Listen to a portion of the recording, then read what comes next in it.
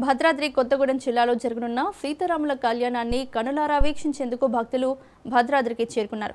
కాసేపటి క్రితం పూర్తయిన ఎదుర్కోళ్లతో మొదలు ఎల్లుండి పట్టాభిషేకం పూర్తయ్యే వరకు కనులారా వీక్షించేందుకు రాష్ట్ర నలుమూలల నుంచి భక్తులు భారీగా చేరుకున్నారు. భద్రాచలం వద్ద ప్రస్తుత పరిస్థితిని మా భద్రాద్రి ప్రతినిధి నవీన్ అందిస్తారు.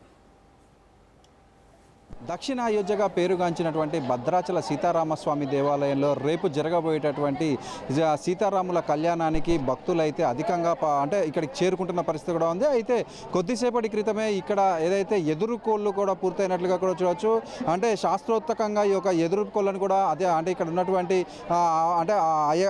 పంతులు అయితే వీటికి సంబంధించినటువంటి పూర్తి చేసిన పరిస్థితి కూడా ఉంది. అయితే రేపు మధ్యాహ్నం అభిజిత్ లగ్నంలో జరగబోయేటటువంటి సీతారాముల కళ్యాణానికి మొత్తం ఏర్పాట్లు పూర్తయ్యాయి. అదేవిధంగా ఆ యొక్క కళ్యాణాన్ని కనురారా వీక్షించేందుకు రాష్ట్రం నలుమూలల నుంచి కూడా అనేక మంది భక్తులు కూడా ఇక్కడికి చేరుకుంటున్న పరిస్థితి కూడా ఉంది. ఏదైతే ఇప్పుడు మనం విజువల్స్ ఏదైతే భద్రాచల సీతారామస్వామి దేవాలయం వద్ద ఉన్నామో దీనికి సంబంధించి స్వామివారి దర్శనం చేసుకునేందుకు అనేక మంది కూడా బారులు తీరిన పరిస్థితి కూడా ఉంది.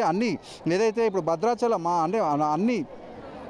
అన్ని ప్రాంతాలు కూడా శ్రీరామనామంతో అయితే మారుమోగుతున్న పరిస్థితిలో ఉంది. జై శ్రీరామ్ అంటూ భక్తులందరూ కూడా ఈ యొక్క స్వామివారి దర్శనం చేసుకునేందుకైతే బారులు తీరిన పరిస్థితి కూడా ఉంది. అయితే రేపు జరగబోయేటటువంటి కళ్యాణాన్ని తిలకించి వారు అనేక మంది ఏదైతే ఇప్పుడు ఉమ్మడి తెలుగు రాష్ట్రాలతో పాటు ఏదైతే ఇప్పుడు ఒరిస్సా, ఛత్తీస్గఢ్ అదేవిధంగా అనేక రాష్ట్రాల నుంచి అనేక రాష్ట్రాలతోటి పాటు దేశాల నుంచి కూడా ఈ యొక్క శ్రీరామనవమికి సీతారాముల కళ్యాణాన్ని తిలకించేందుకు కనులారా వీక్షించి అదృష్టాన్ని పొందేందుకైతే అనేక మంది కూడా ఇక్కడ భద్రాచలం చేరుకుంటూ ఉంటారు. అయితే ఈ నేపథ్యంలో వచ్చినటువంటి భక్తులకి ఎవరికీ కూడా ఇబ్బందులు తలెత్తకుండా ఉండేందుకు అధికారులు పూర్తి ఏర్పాట్లు చేసిన పరిస్థితి కూడా ఉంది. అయితే ఇప్పటికే ఏదైతే ప్రసాదాలు కావచ్చు, లేకపోతే ఎండల తీవ్రత ఉండటంతో ఇటు మజ్జిగలు మరియు మంచినీళ్ళ సౌకర్యం కూడా కల్పించినట్టు అధికారులు చెప్పిన పరిస్థితి కూడా ఉంది. ఇప్పుడు మనం విజువల్స్లో చూస్తున్నాం.